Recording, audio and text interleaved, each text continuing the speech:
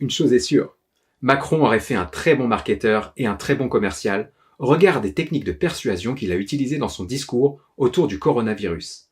Mes chers compatriotes, aujourd'hui, je vous retrouve pour une vidéo un peu particulière. Je ne compte pas faire de politique, ni vous donner mon avis sur ce discours, mais je vais plutôt essayer de vous livrer une analyse objective des techniques de persuasion qu'il a utilisées pour faire passer ses messages. Sur le plan technique, son discours est ultra inspirant. Voici les 7 techniques de persuasion utilisées par Macron dans son discours et que vous devriez songer à intégrer à votre stratégie marketing et commerciale.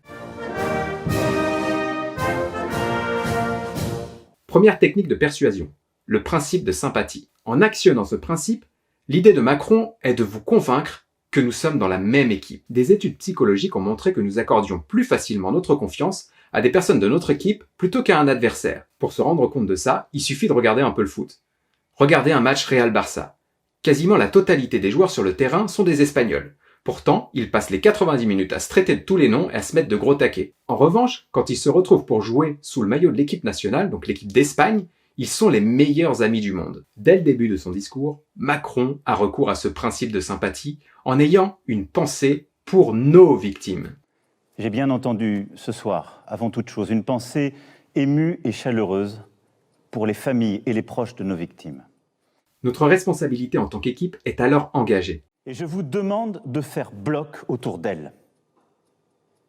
On ne vient pas, en effet, à bout d'une crise d'une telle ampleur sans faire bloc. Et il a raison, faisons bloc, soyons solidaires. Deuxième technique de persuasion, le principe de réciprocité. Le principe de réciprocité est très facile à comprendre. Il s'agit en fait de notre sentiment d'obligation à rendre ce qu'on nous a donné. Imaginons qu'on vous offre un verre. Vous vous sentirez obligé d'offrir un verre à nouveau. Si on vous invite à dîner, vous vous sentirez obligé de rendre l'invitation. Idem pour un service. Macron joue habilement avec ce principe de réciprocité pour nous convaincre de nous engager dans la lutte contre le virus. Durant plusieurs semaines, nous avons préparé, agi. Les personnels des hôpitaux, médecins, infirmiers, ambulanciers, les agents des SAMU de nos hôpitaux, les médecins de ville, l'ensemble des personnels du service public de la santé en France sont engagés avec dévouement et efficacité. Vous le voyez venir ? Le gouvernement, les médecins, tous les acteurs mobilisés ont fait le nécessaire pour nous préserver du virus jusque-là. Voici maintenant l'heure d'apporter notre pierre à l'édifice. Et ça tombe bien, Macron compte beaucoup sur nous.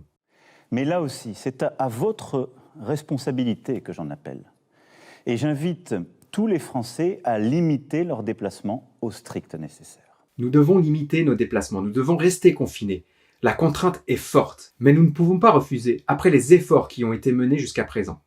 Troisième technique de persuasion, le principe d'autorité. Ce principe d'autorité, le gouvernement l'utilise depuis le début de la crise du coronavirus. Il s'appuie sur une réaction simple. Nous avons tendance à accorder notre confiance à l'aveugle aux personnes qui ont une autorité sur nous. L'autorité s'exerce de plusieurs façons, notamment via le titre et l'uniforme.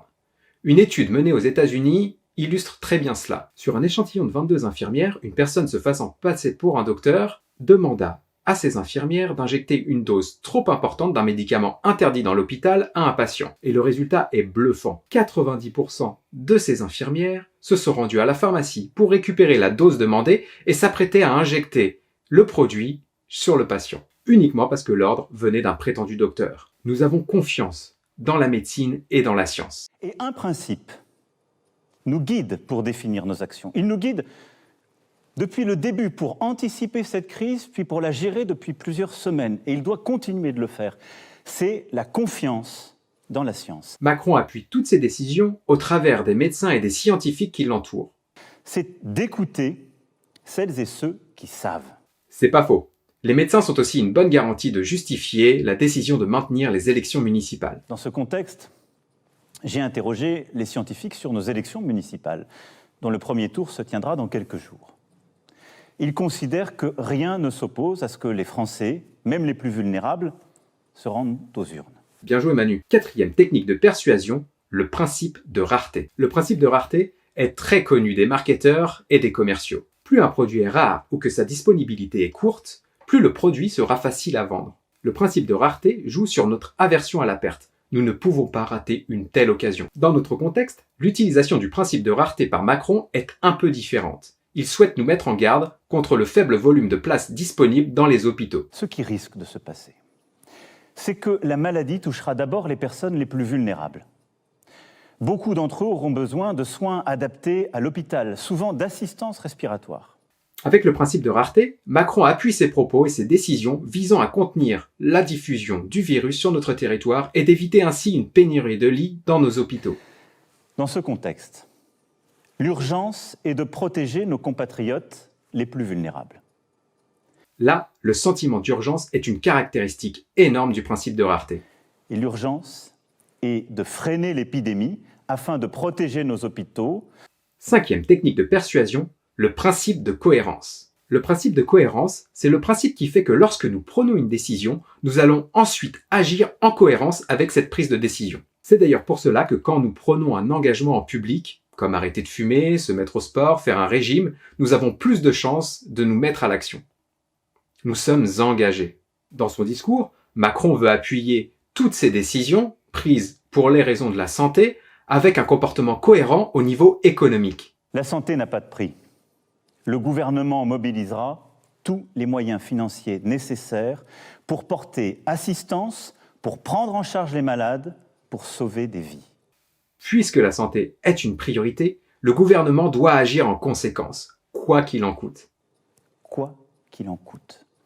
6e technique de persuasion, la preuve sociale. La preuve sociale est également un concept bien connu dans le marketing et dans le commerce. Un prospect signera plus facilement s'il voit qu'un autre prospect avec un profil similaire au sien s'est engagé avant lui. La preuve sociale s'appuie notamment sur l'identité. Et pour nous, l'identité passe beaucoup par notre nationalité. Et c'est pour cela que Macron appuie régulièrement dans son discours sur le concept de nation. Et il nous donne même une définition précise de ce qu'est une nation pour lui. Tous, vous avez su faire face en ne cédant ni à la colère ni à la panique. Mieux, en adoptant les bons gestes, vous avez ralenti la diffusion du virus et ainsi permis à nos hôpitaux et nos soignants de mieux se préparer. C'est cela, une grande nation. Il actionne aussi ce principe de la preuve sociale pour nous convaincre de nous engager, au même titre que les précédents, dans notre lutte contre le coronavirus. J'ai vu il y a quelques jours au SAMU de Paris une mobilisation magnifique, émouvante, exemplaire, où des étudiants, à quelques mois de leur concours, étaient là pour répondre aux appels, aider. Si ces étudiants l'ont fait, nous devons aussi faire l'effort. On appuie d'ailleurs encore ici sur le principe de réciprocité. Les étudiants ont fait un effort, nous devons faire un effort à notre tour. Macron veut aussi valider ses prises de position et ses décisions en nous faisant part de ce qui s'est passé déjà chez nos voisins européens. Ici, un exemple avec le chômage partiel en Allemagne. Je veux en la matière que nous inspirions de ce que les Allemands ont su par exemple mettre en œuvre avec un système plus généreux, plus simple que le nôtre. Si les Allemands l'ont fait, c'est que c'est forcément une bonne idée. 7e technique de persuasion, l'importance de la vision. Pour convaincre une personne de faire quelque chose, il faut réussir à lui transmettre le sens de cette chose. S'il ne sait pas pourquoi il le fait, il ne le fera pas, tout simplement. La vision se retrouve tout au long du discours de Macron, qui n'arrête pas d'appuyer sur les risques que nous encourons pour notre santé et pour l'économie. Mais il souhaite aussi nous convaincre de l'importance de nos actions en nous transmettant sa vision de l'après-coronavirus. Ce que nous sommes en train de faire, nous en tirerons toutes les leçons. Ces efforts vont nous permettre de sortir grandis de la crise, tant sur le plan social qu'économique. Il nous faudra demain tirer les leçons du moment que nous traversons. Interroger le modèle de développement dans lequel s'est engagé notre monde depuis des décennies et qui dévoile ses failles au grand jour. Voilà, la vidéo touche à sa fin. Ce n'est ni une prise de position, ni un jugement de valeur sur le discours de Macron, mais une analyse objective des techniques de persuasion qu'il a utilisées pour faire passer ses messages. J'espère que la vidéo vous aura plu. Si c'est le cas, n'hésitez pas à vous abonner pour ne pas manquer la prochaine. N'hésitez pas à la partager si vous pensez qu'elle pourrait intéresser ou être utile à votre réseau. Au-delà de ça, prenez soin de vous et de vos proches, c'est vraiment le plus important. Allez, ciao! La France unie, c'est notre meilleur atout dans la période troublée que nous traversons. Nous tiendrons tous ensemble. Vive la République! Vive la France!